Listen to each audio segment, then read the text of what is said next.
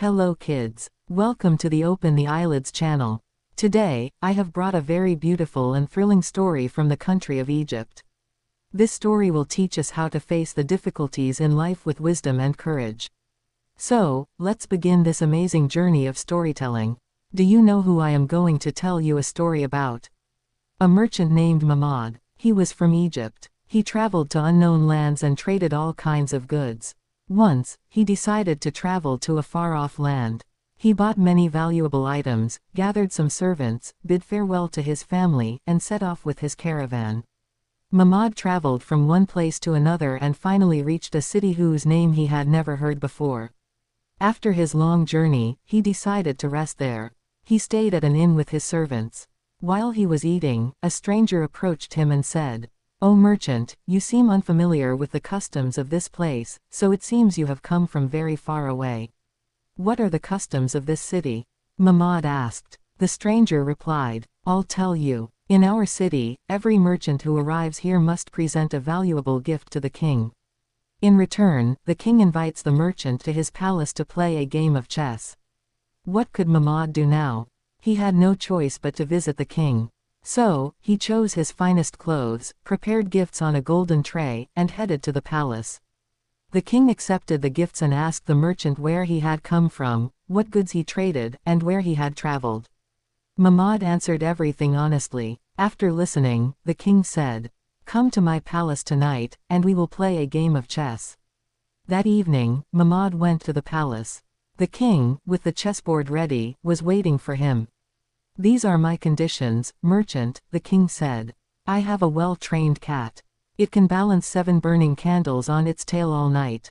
If it manages to keep them steady during our game, all your wealth will become mine, and I will order my men to imprison you in the dungeon. If the cat moves even slightly, all my treasure will be yours, and you can treat me however you like." What choice did the poor merchant have? He had no option but to agree to the king's terms. Sitting there, he cursed himself for ending up in this city. "Forget wealth, here, I might lose my life," he thought. The king called his well-trained cat, which sat gracefully before him, spreading its tail. "Bring the candles," the king ordered. The servants immediately brought 7 candles and placed them on the cat's tail. The king made the first move, and the game began. While playing chess, Mahmud kept glancing at the cat. The cat sat perfectly still, not moving an inch. 1 day and 1 night passed, then 2 days and 2 nights, yet Mahmud continued playing chess with the king, while the cat remained as still as a statue. Finally, Mahmud was utterly exhausted. "I can't play anymore," he shouted. "You win, your majesty." The king was waiting for this. He summoned his servants and said, "Bring me all the merchant's goods and gold. Tie him up and throw him into the dungeon." The king's servants captured Mahmud and followed his orders. In the dungeon, Mahmud blamed himself for not avoiding this city and cursed the king and his trained cat under his breath.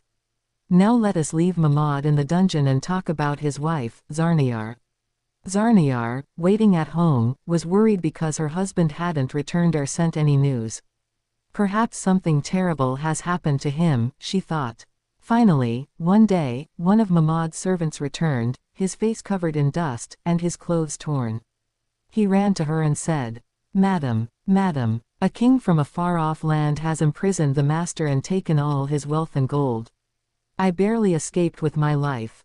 What should we do now?" After hearing everything, Zarniyaar gave orders to capture many mice and lock them in a large box. She then disguised herself in men's clothes, hid her long hair under a fur cap, and set out to rescue her husband, posing as the leader of a caravan. She traveled tirelessly until she reached the city where her husband was imprisoned. She ordered some servants to wait at the inn and took others with her to the king's palace. Carrying a large golden tray with precious gifts, she approached the palace with her servants following behind, carrying the box full of mice. Near the palace, Zarniyaar told her servants, "When I start playing chess with the king, release the mice into the hall one by one." Her servants stopped at the door with the box while Zarniyaar entered the palace. She said to the king, "Your Majesty, may you live long. According to your city's customs, I bring valuable gifts for you." The king welcomed her warmly, offered her delicious food, and then invited her to play chess. "What are your terms, your Majesty?" Zarniyaar asked. The king replied, "As long as my well-trained cat stays still, we will continue playing." "And if your cat moves?" Zarniyaar asked. "Then I will accept defeat, and you may treat me as you wish," the king replied. "Agreed," Zarniyaar said. The king called his trained cat, which sat proudly before him. The servants brought 7 candles and placed them on the cat's tail. The chess game began, and the king waited for the young merchant to admit defeat. Zarniyaar's servants now opened the box and released one mouse into the hall. The cat's eyes sparkled as it saw the mouse and tried to move, but the king gave it a stern look, forcing it to stay still. Soon, more mice were released, running across the floor and walls. The cat could no longer control itself. It meowed loudly, jumped up, and scattered the 7 candles, chasing the mice around the room. The king shouted, but the cat ignored him completely. Zarniyaar then called her servants, who entered the hall and overpowered the king. They beat him severely until he begged for mercy, promising to release all prisoners and return their wealth. Zarniyaar ordered her husband and other prisoners to be freed and had the king locked in the dungeon. Zarniyaar and Mahmud returned to their home in Egypt, where they lived happily ever after.